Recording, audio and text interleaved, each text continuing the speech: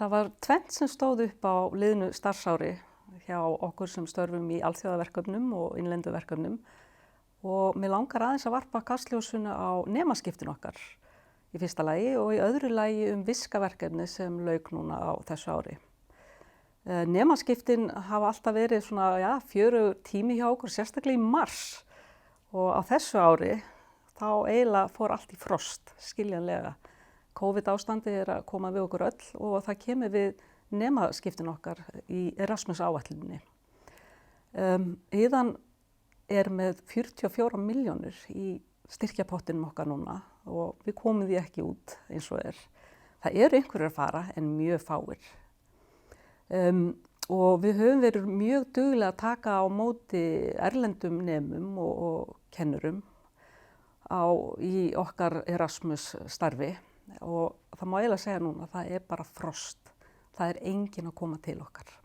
Okkur finnst það afskaplega leiðilegt en við horfum bara með björtum augum í framtíðina og við erum alveg sannfærð að þetta mun allt fara af stað aftur þegar þessu COVID-ástandi lýkur.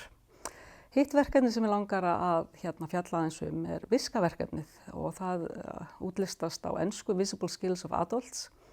Og hjá Iðunni þá vorum við að beina kastljósinu á raunfærnimatskerfi okkar og innflytjendur. Svona helsti lærdómurinn af þessu 3 ára rannsóknarverkefni var að við erum ekki að ná nógu vel til innflytjenda. Raunfærnimatskerfi okkar byggir á kerfi sem hentar fólki sem talar íslensku en við erum ekki alveg ná nógu vel til innflytjenda.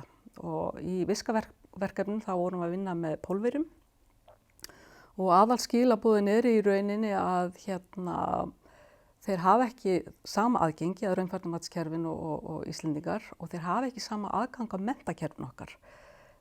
Og þar var mikill lærdómur og við unnum með framhaldsskólum og alls konar hagaðilum og það allir sammála það að við þurfum að gera betur til þess að jafna leikinn hvað varðar raunfærnimat.